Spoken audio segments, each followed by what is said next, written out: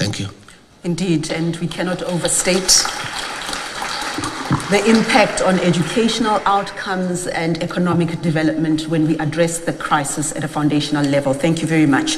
Let us hear from the Vice President of Nigeria, His Excellency Kashim Shettima.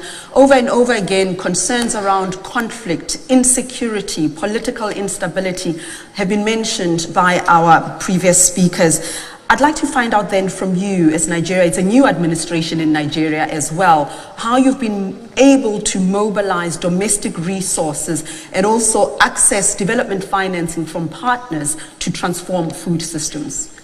Thank you so much. Your Excellencies, distinguished ladies and gentlemen. Well, our government is barely 2 months old, and President Bola Ahmed Tinubu hit the ground running from day one, determined to transform the meaning and concept of modern governance, and along that way to demonstrate the nation's commitment towards our food system. He declared a state of emergency in food security and took it as a livelihood item within the purview of the National Security Council. And we had two albatrosses around our necks: subsidy on petroleum and multiple exchange rate system. And we withdrew the subsidy on petroleum from day one, just like President RUTO did in Kenya. And to mitigate the effects of the subsidy removal, the government embarked on immediate release of grains and fertilizers to mitigate the effects of the subsidy removal. A commodity marketing board has been put in place to continuously review and monitor the prices of food items. Nigeria is a diverse country with lots of potentials and diversities. But along this line, the government is making strenuous efforts to activate funding for the entire agricultural value chain. The nation has a lot of potentials. 1 out of every 4 black men is a Nigerian.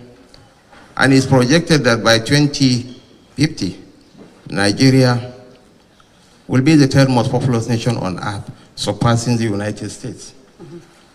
So the anticipated demographic bulge, we have the capacity of turning it into demographic dividends, or it will be the demographic disaster that will consume all of us.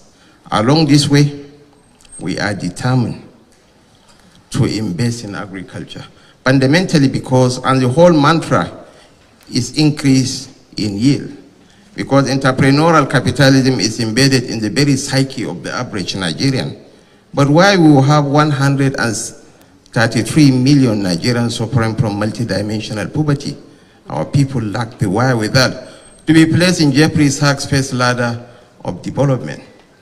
But the president is determined to reposition the Nigerian nation, activate the river basin development authorities for enhanced food production and livelihood support to Nigerians.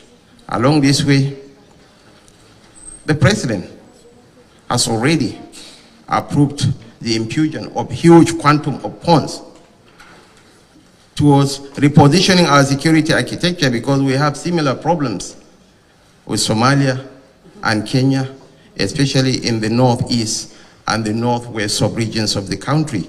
We are repositioning our security architecture to provide support to farms and farmers. And nothing fascinated me much more than the school feeding system. I listened with rapt attention, because it's the greatest game changer, especially for the poor, because the young ones at their formative stages, food is very essential in the formation of their brainware. So it's absolutely essential. We are with you, we'll align with you, we'll partner with you towards meeting our global objectives. Thank you so much. Thank you very much, Your Excellency. And along the same themes, Your Excellency, Prime Minister of Niger, talk to us then about your country's challenges, your experiences in mobilizing domestic and external financing to transform food systems in your country, and what other challenges you are facing along the route, and what is working as well.